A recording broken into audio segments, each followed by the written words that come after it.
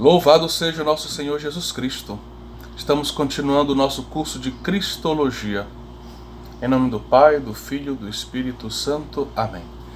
Ave Maria, cheia de graça, o Senhor é convosco.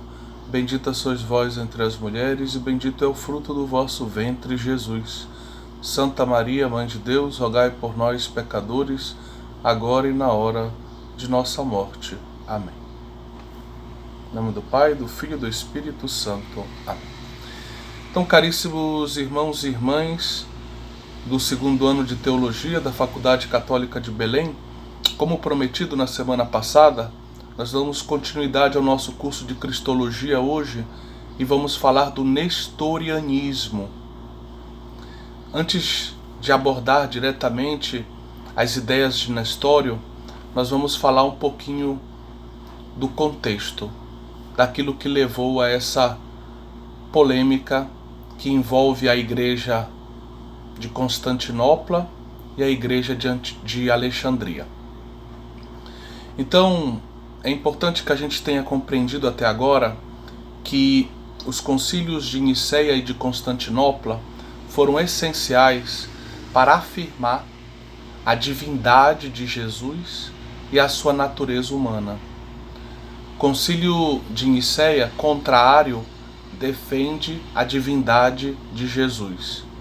O concílio de Constantinopla, contra Apolinário, que, negando a alma racional de Jesus, acabava negando a inteireza, a integralidade da natureza humana de Jesus, acaba afirmando assim a natureza humana de Jesus.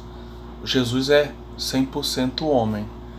Então, o conjunto dos dois concílios defende a divindade e a humanidade de Jesus. Agora a grande questão é como é que essas duas naturezas se conectam em Jesus. Ele é Deus, ele é homem, mas como estão unidas estas naturezas em Jesus Cristo? Talvez você já tenha ouvido falar naquela expressão união hipostática. Mas essa expressão, na verdade, ela é fruto do concílio de Calcedônia, do ano 451. Mas antes de chegarmos em Calcedônia, a gente tem que falar de um outro concílio, que é o de Éfeso, que vai abrir caminho para o concílio de Calcedônia. Tá certo? Bom, então agora nós vamos falar do nestorianismo, desses anos que antecedem o concílio de Éfeso, que era ninguém mais, ninguém menos do que o patriarca de Constantinopla. Ou seja, era um dos líderes da igreja mais importantes do mundo. Talvez nesse período já fosse a segunda liderança mais importante, o Papa e depois ele. E esse homem chamado Nestório, então passou alguns anos como patriarca, do ano de 428, como você tem na sua apostila, no ponto 2.4, até justamente o concílio de Éfeso. E Nestório, ele vinha de uma formação que nós podemos chamar antioquena, ou seja, ele vinha daquela linha de formação logos anthropos, diferente da alexandrina, logos sarx.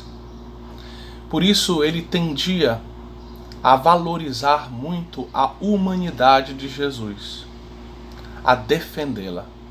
Lembrem-se que Constantinopla, o último concílio, ele tendeu a defender essa humanidade integral de Jesus, completa de Jesus. Nestório é partidário de Constantinopla. Ele tende, como um bom antioqueno, a colocar em relevo a importância da natureza humana de Jesus completa. E aí ele se vê em dificuldades diante de uma situação concreta, pastoral, litúrgica, eclesial. Defendendo com unhas e dentes essa integralidade dessa natureza humana de Jesus, sendo filho dessa escola antioquena, logos anthropos, ele se vê ele tem que tomar partido diante de um título mariano que era talvez o título mais importante no norte da África. Em especial, eu me refiro a Alexandria, que era a igreja mais importante do norte da África, no atual Egito. E no Egito, em Alexandria, movidos pela escola de Alexandria, o povo, o clero, a igreja de um modo geral, cultuava Nossa Senhora como Theotokos, Nossa Senhora, Mãe de Deus. Esse título não soava bem aos ouvidos, aos olhos de Nestório. Nestório não aceitou esse título porque, e acabou se posicionando contra esse título, dentro desse intercâmbio que havia eclesial. Constantinopla era uma grande capital, uma cidade cosmopolita, e certamente ali existiam muitos alexandrinos devotos da Theotokos, e ele, como patriarca, precisou num determinado momento se posicionar quanto a esse título, e se posicionou contra o título, porque para ele Nossa Senhora era a mãe da humanidade de Jesus.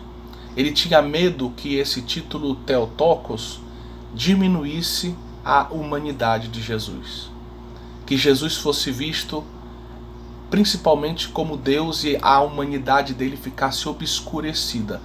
E aí Maria seria a mãe de Deus, porque a humanidade está obscurecida. Nestório, veja a boa intenção dele, quer colocar em relevo a humanidade, e por isso para ele Maria é a mãe do homem, é a mãe do Cristo, e não a mãe de Deus, é a mãe do homem Jesus. E aqui está o grande problema, porque para Nestório,